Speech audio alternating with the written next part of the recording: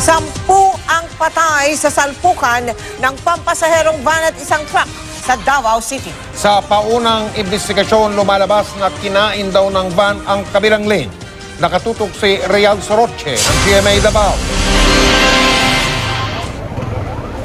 Dali-dali ang mga medical technician at rescue team na ipinasok sa ambulansya mga sugatang pasahero ng isang pampasaherong van.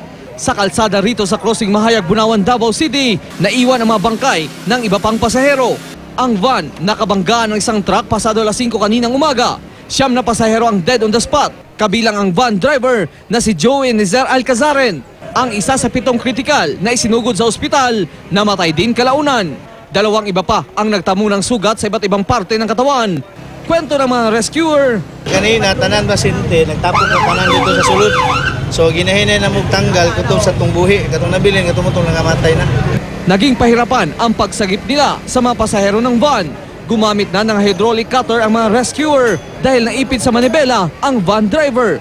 Ang truck driver namang si Juanito Labrigas, nilagyan ng oxygen at dahan-dahang ibinaba ng mga rescuer mula sa truck. Ayon sa isang saksi, mabilis ang takbo ng van.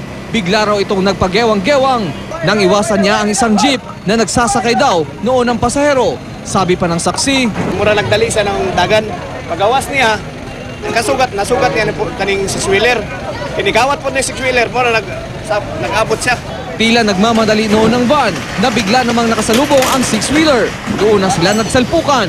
Sa tindi ng pagkabangga, wasak ang harapang bahagi ng 2 sasakyan. Sa pauna investigasyon, dili na siya niagi sa opposite lane, dalan na sa kuwan, dalan na sa padukat, dalan na sa forward. Moto nga nagbangga sila. Lumalabas na sa kabilang lane, dumaan ang van, kaya nakabanggaan nito ang truck. Real Soroche, nakatutok 24 oras.